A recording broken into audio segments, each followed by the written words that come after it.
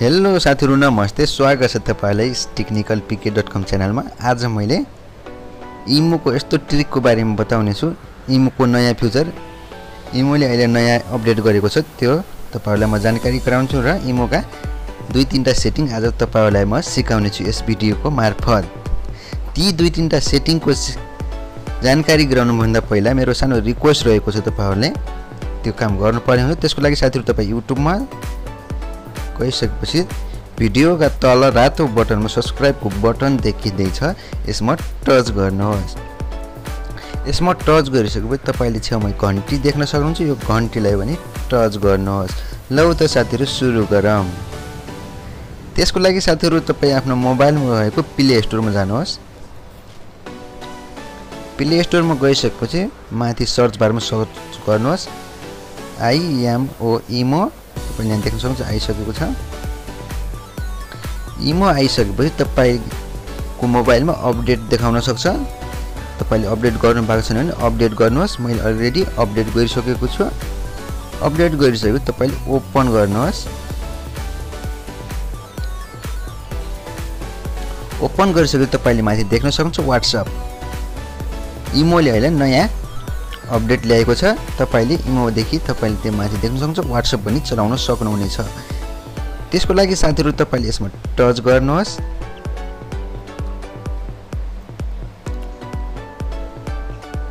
Touch गरिसकेपछि तपाईको मोबाइलमा जति पनि कन्ट्याक्ट लिस्ट छन् WhatsApp मा त्यो यहाँ शो हुनेछ र तपाईले यहाँबाट कुनै साथीसँग या कोहीसँग कुरा गर्न सक्नुहुनेछ। यो तरिकाले इमो को नयाँ अपडेट यही नै थियो।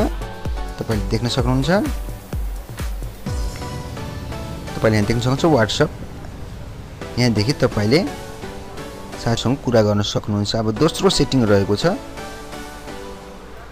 यदि तपाईको मोबाइलमा भिडियो फोटो अटो डाउनलोड हुने गर्छ र तपाईको मेमोरी छिटै फुल हुने गर्छ भने तपाईले त्यो पनि बन्द गर्न सक्नुहुनेछ। इमोमा अटोमेटिकली फोटो भिडियो डाउनलोड हुने गर्छ भने त्यसको लागि साथीहरु तपाई यहाँ तल देख्न सक्नुहुन्छ तीनवटा धर्सा दिएको छ। यसमा टच गर्नुहोस्। यसमा टच गरिसकेपछि माथि देख्न सक्नुहुनेछ एउटा चक्र जस्तो आइकन छ। त्यहाँ तपाईले देख्न सक्नुहुन्छ सेटिङ्स। सेटिङ्समा टच गर्नुहोस्। सेटिङ्समा टच गरिसकेपछि तपाई तल जानुहोस्। तल गइसकेपछि तपाईले यहाँ देख्न सक्नुहुन्छ स्टोरेज। यसमा टच गर्नुहोस्।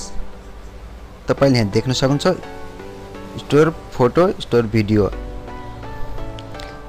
जति बेला तपाईले इमो अकाउन्ट बनाउनुहुन्छ बाइ डिफल्ट यसमा अलरेडी टिक लागेको हुन्छ र तपाईको मोबाइलमा already automatically photo video download हुने गर्दछ।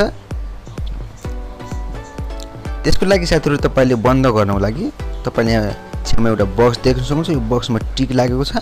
यो टिकलाई अफ गर्नुहोस्। दुईटैलाई अफ गरिसकेपछि तपाईको मोबाइलमा अटोमेटिक भिडियो फोटो डाउनलोड हुने छैन र तपाईले आफ्नो स्टोरेजलाई बचाउन सक्नुहुनेछ यही तरिकाले।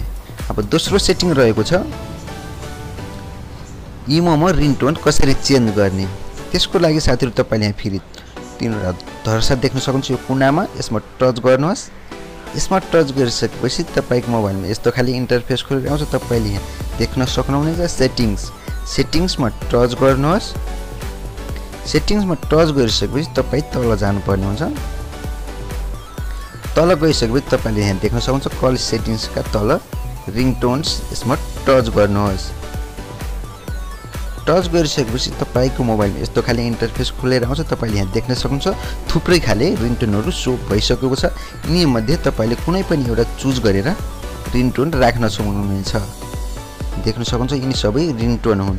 यही मध्ये तपाईलाई यति मन परेन भने तपाईलाई मन परेको MP3 गाना पनि तपाईले राख्न सक्नुहुनेछ। त्यसको लागि साथीहरु तपाईले यहाँ माथि देख्नुहुन्छ फ्रम फाइल्समा एकचोटी टच गर्नु होला।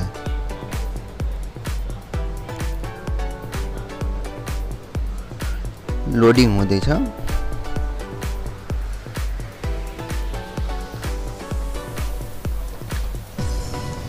त्यसपछि तपाईको मोबाइलमा यस्तो खाली इन्टरफेस खोलेर आउँछ। तपाईको मोबाइलमा जति पनि MP3 गीतहरू छन् त्यो यहाँ सो हुनेछ र तपाईले यी मध्ये तपाईलाई कुन मन पर्छ त्यो तपाईले आफ्नो इमोको रिङटोन राख्न सक्नुहुनेछ।